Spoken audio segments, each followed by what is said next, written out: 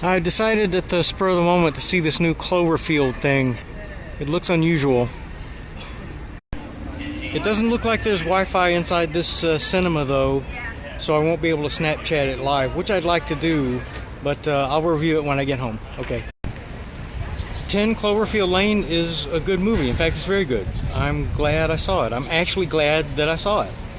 Although it's produced by J.J. Abrams and Bad Robot, it's not directed or written by J.J. Abrams, which is a good thing. It was very well directed. It has excellent story elements. It has surprises that are actually surprises, and it has a payoff. None of which Abrams knows how to do himself. There's a cast of only 3 people. All of them give excellent performances all the way through, and John Goodman is surprisingly good, very good. It's an excellent example of actual filmmaking, real making of film. It's not just illustrated radio. The first few minutes of the movie tell this young woman's story in a few minutes of silent film, actual silent storytelling. It starts off as one kind of film and it becomes another, and there are actual surprises, like I said, that really surprised me, and that's a good thing. If you can't tell already, I recommend 10 Cloverfield Lane. I recommend that you go right now while it's still in theaters. Children behave. That's what they say when we're together. Holding on to one another's hand. So what kind of a ride would you say audiences are in for when they see this film? I think it's kind of always playing with expectations and suspicions that the audience might have. One of my favorite things about it is that it takes the audience on these twists and turns that are really unexpected. Even though that there are some scenes where seemingly nothing's happening, it's like it is always going up and up and up until the very end. I was hiding behind my jacket most of the time. That's what we like to hear. That's a good sign. I focused on being prepared. I saved your life by bringing you here. I like the tagline of monsters come in many forms. Yeah. What does that mean to you in relation to the film? Whether it's another human being or just like something in your past that haunts you, like you're gonna have to face it eventually. Michelle is dealing with her own inner demons and monsters in her life and things that she's trying to get away from, and she ends up smack dab in the middle of a whole other situation that she's stuck in that she never imagined she would be with potentially someone who could themselves be a monster. And then you put your arms around me and we tumble to the ground. Small cast, only a few locations. Yeah. What was that like on set? Well, that means more lines to learn. We've only got 3 people, so we got to know each other very well, and our timing, the way we act, the way we perform with each other. It was very kind of homespun and intimate, and it was a small cast, so we all bonded and we all got along. There were definitely days where I forgot that this was like a big J.J. Abrams produced, you know, Paramount feature.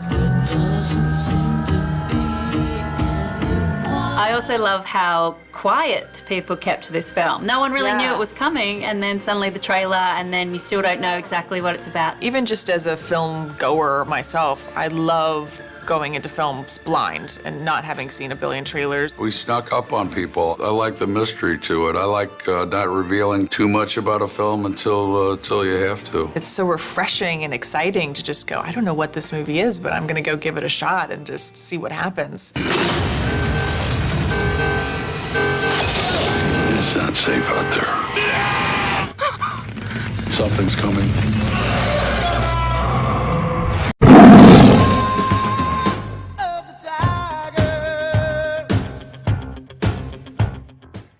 All right, you guys. So now me and WWE fan are going to be talking about the Super Bowl trailer for 10 Cloverfield Lane. We got a little bit more footages for it. And WWE fan, how'd you feel about this spot? Really good. We got to see a little bit more of what technically goes on in this movie, because and when we got that teaser trailer, that surprise, like an RKO from out of nowhere, we were just like, wait, what? This movie's coming out in 2 months. So we got a little bit more of what it's about. We see Mary Elizabeth Winstead get into a huge car wreck, basically, and that explains why she's on crutches in the trailer. And we see her all covered in blood, and John Goodman's a psychopath, basically. So yeah, it was really good. We get to see the whole house blooming at the end, so that was really cool. I really like it. Give us a little bit more of what the film is going to be about. Yeah, I agree with you. I love that teaser trailer that came out. I mean, that came out of nowhere, and I think that was smart for J.J. Abrams to do because it's not, it's very rare for us to not know about a movie and just see a trailer that just came out of nowhere. So I love the teaser trailer, but we had no idea exactly what was going on since it was just about them hanging out. But then it gets more darker, more tense as that teaser trailer goes along. But I agree with you. In this one, we got a little bit more of what it's about, but they're still definitely pushing away for giving us more details, and I'm so glad. When it comes to J.J. Abrams, we can trust him when it comes to the marketing for the films he directs, writes, or produces. So that was nice for him to do that with 10 Cloverfield Lane. Like you said, we just see Mary Elizabeth Winstead in this car accident. We know that John Goodman saves her. But he I wouldn't really say saves her, but yeah, he doesn't save her, but like you said, he's a psychopath. And then we know he says something's coming, and then he just looks at that house. It's blooming with light, and then you hear the roar. And that shows 10 Cloverfield Lane. So we don't know exactly how the aliens are going to be or whatever creatures we're going to see in 10 Cloverfield Lane. But it looks really awesome. I can't wait to see it. Really cool that, we're not too far away from its release. So I definitely can't wait to see where 10 Cloverfield Lane, takes its concept when that movie releases. Can't wait to see it. Hey there, guys. Thank you so much for watching the Super Bowl trailer review for 10 Cloverfield Lane. And be sure to comment down below and let me know, what did you think of the Super Bowl spot for 10 Cloverfield Lane? Thanks for watching, and Tiger Power!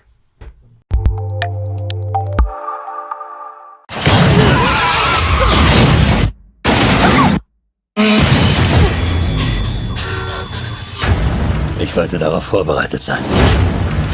Ich habe dein Leben gerettet, indem ich dich herbrachte. Ich wusste, dass dieser Tag kommen würde. Oh, da draußen ist es nicht sicher. Irgendetwas kommt.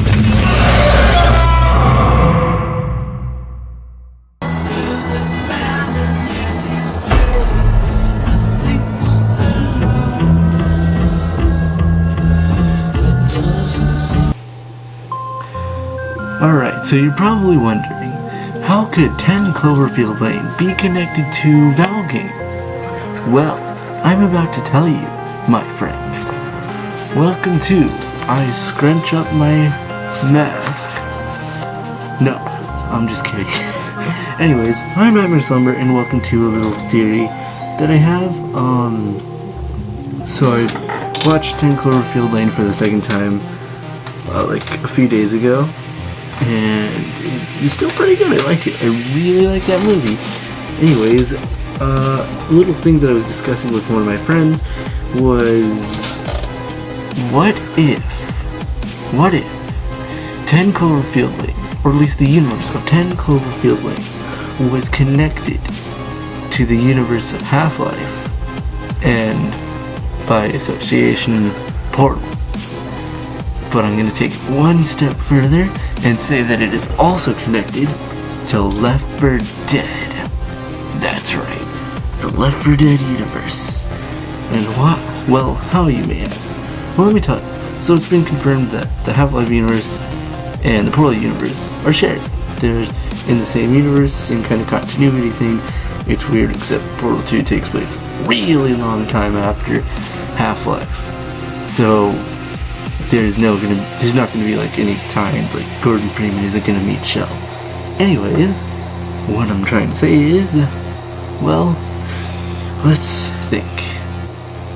How can the Left 4 Dead universe be connected to the Half-Life universe? They're so different in many ways. And before I get started with this theory, I just want to say this is a stupid little thing that I came up with, and I don't really believe it at all. So, because it easily falls apart with a couple things which we'll get into a little bit later. basically, when the Combine invade, because that's what happens in Half-Life 2, the Combine invade. The Combine, an evil alien empire that's interdimensional. Scary. Anyway, so you're probably wondering, well, no, you're probably saying to yourself, well, there's no aliens in Left 4 Dead, so why would they be connected? How? There's no way, right? Wrong. So about what we know about the Combine is that they enslave other alien races, they conquer them, they enslave them, and then they use them to conquer other alien races and enslave them.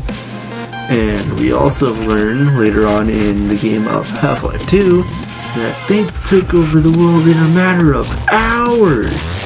Hours! I mean, jeez.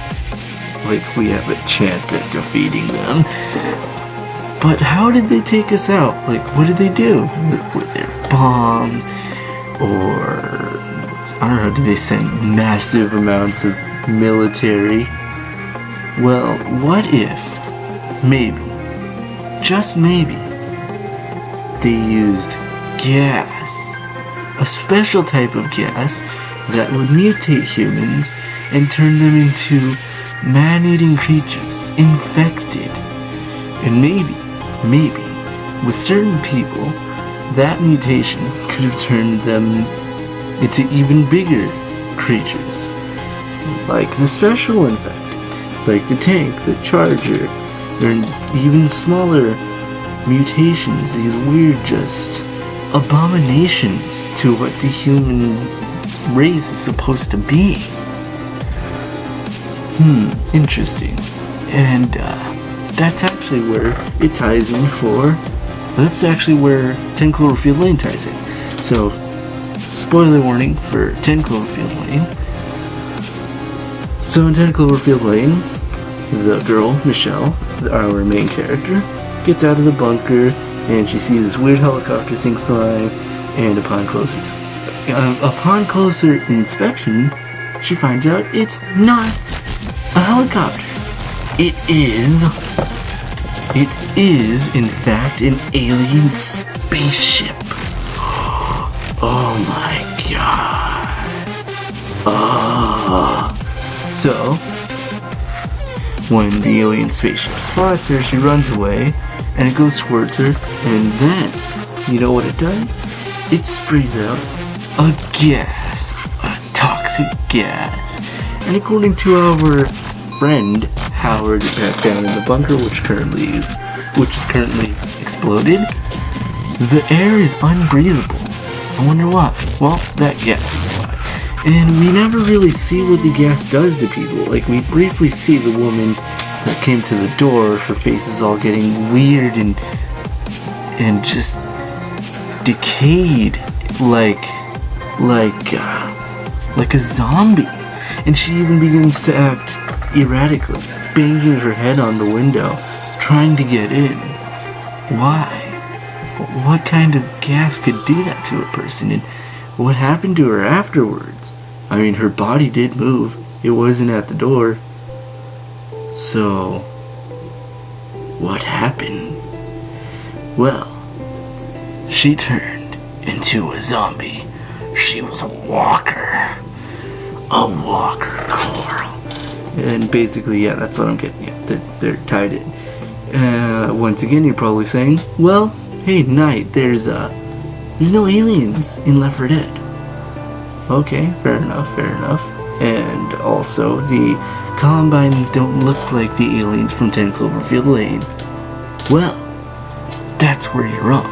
Because you see, we did get to see quite a bit of the Combine technology in the Half-Life 2 games, but we didn't see all of it. And most of that technology, I'm guessing, was based off of our human technology. And the technology that they used to conquer Earth is based off of some other aliens' technology.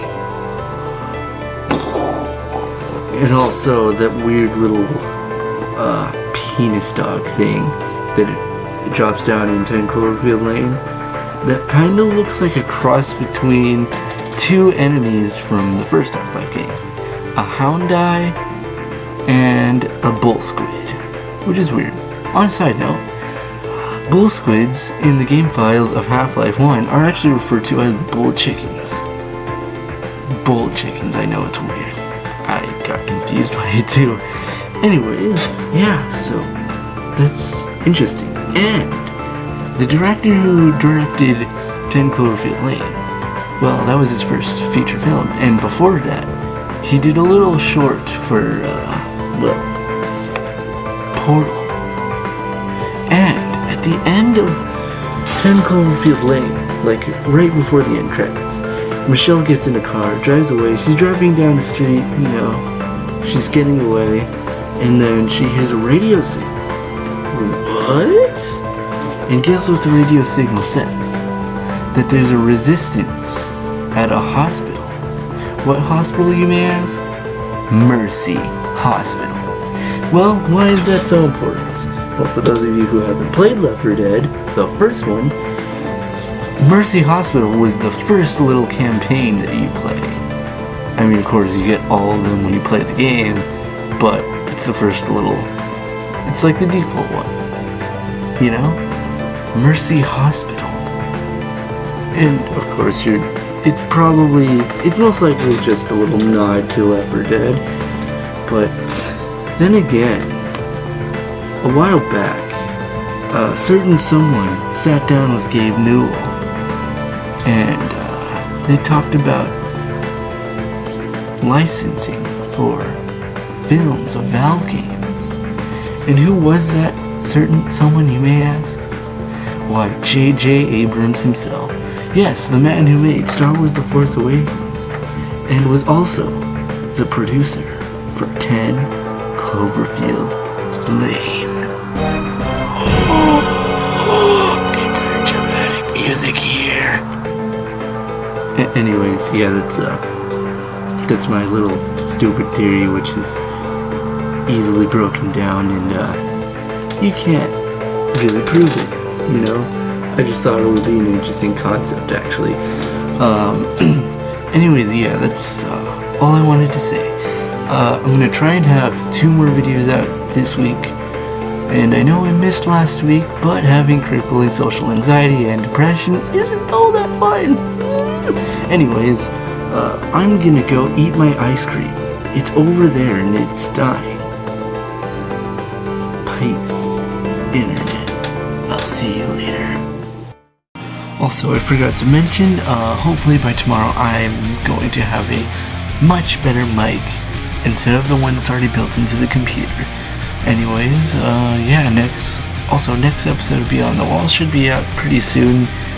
And this time, it might involve Zolgo.